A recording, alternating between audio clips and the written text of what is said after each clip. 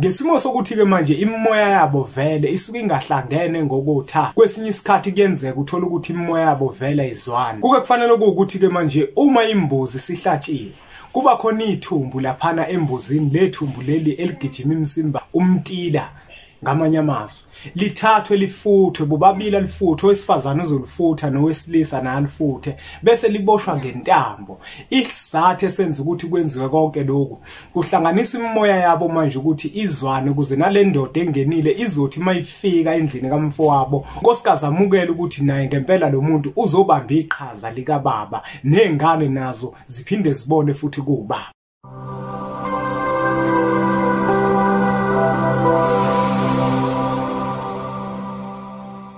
Kwathi ngithi kunina benkashana kaMenzi yaphuza umlaza ngameva yabhula umlilo ngamahlamvu abanye bocima ngamanzi.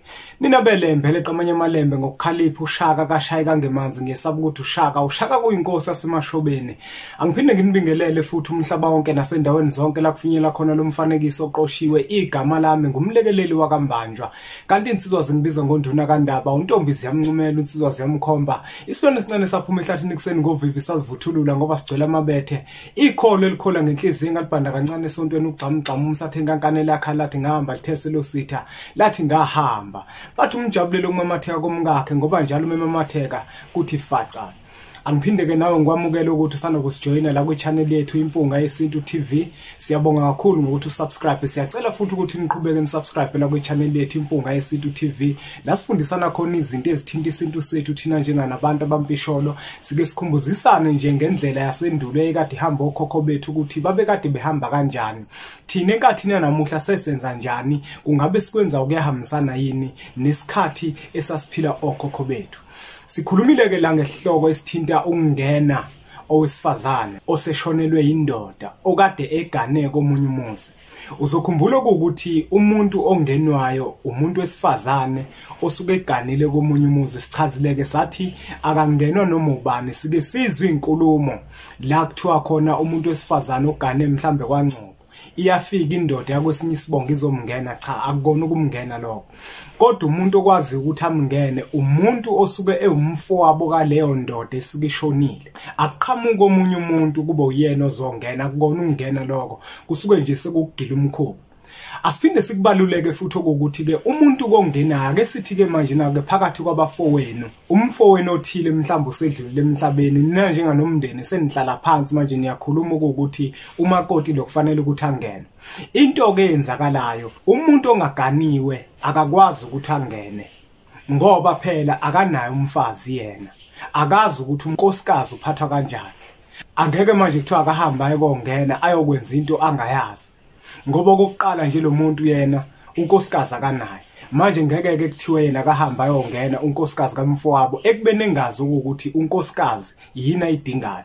Kodwa ke kufanele ukuthi kube umuntu osenayo unkosikazi, kube umuntu oseganiwe ngoba uzokhumbula phela ukuthi mawungenile lo unkosikazi kusuke ngeve ukuthi wakho, nezingane futhi ozitholayo akuzona ezakho, kodwa zonke lezo ngane wena ozitholayo kuyena unkosikazi lomngenile okunkosikazi kamfowenu. Zonke lezo ngane zibizwe egameni likaMfowenu.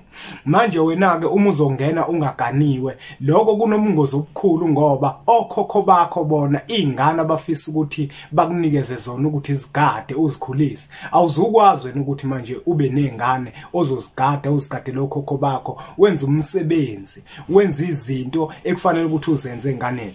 Kungani ngibalule lokho? Ngikubalula lokho ngoba umuntu bafowethu ophilayo ngokwenyama akanazi ingane.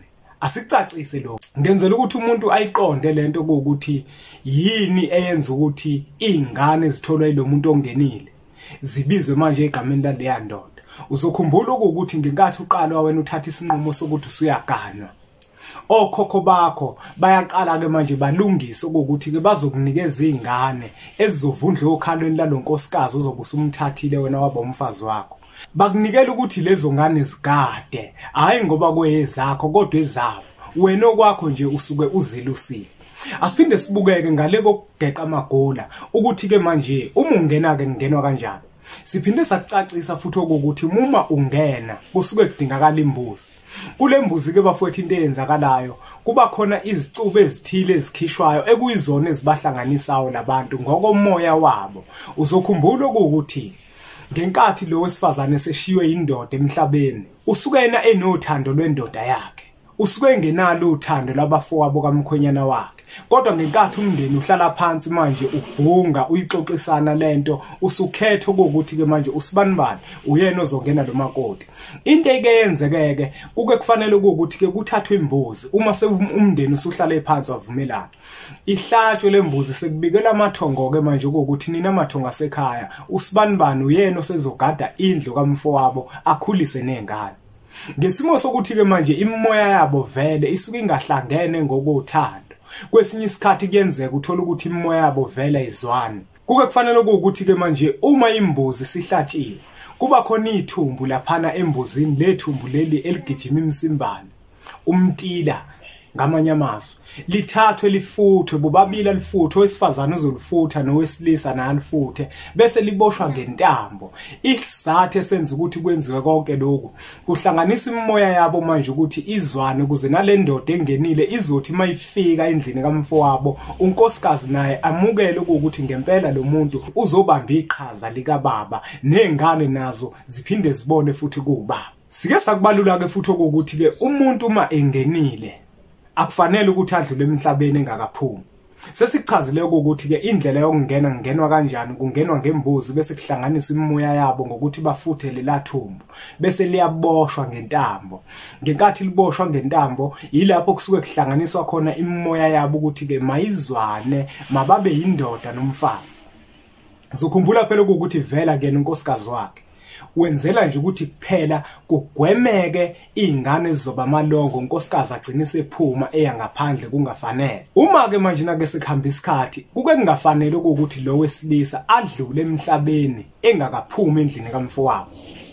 isizathu ke senza ukuthi kaphume ingoba phela lo akuyena unkosikazi wakhe unkosikazi kamfowabo akufanele ukuthi afike kwelamathongo uthola ukuthi bona kade engakaphumi bekade besambatha uma ke sekuphunywa ke futhi kuphinde kuphunywe ngembuzi indlela ke yokuphuma ngembuzi kuba nje ukuya empepheni kufike kushisa impepho bese kubikela amathongo kuhlatshwa isilwane kuthunywa umphefumulo waso ukuthi ke manje lona wesilisa okade engenile endlini kamfowabo useyaphuma ke manje angeke asabuya phinda angene endlini kamfowabo lelo gazi ke lembuzi bafowethu elisuke lichithekile ngenkathi sekubika ukuthi uyaphuma endlini kamfowabo ilona gazi ke lelo eliba yisefungo sokuthi ngempela lo angeke asabuya phinda ayongena endlini kamfowabo ngokuthi bembathe kodwa uyoya endlini kamfowabo eyopha izingane ukudla nonkosikazi ukudla ngoba phela uyena umuntu omgadeli nenyongo ke ngokunjalo nayobe isifakaza ukuthi ngempela waphuma endlini kamfowabo njengoba ke bafethu sihlale sisho ukuthi ke uma kuhlatshwa imbuzi noma kuhlatshwa inkomo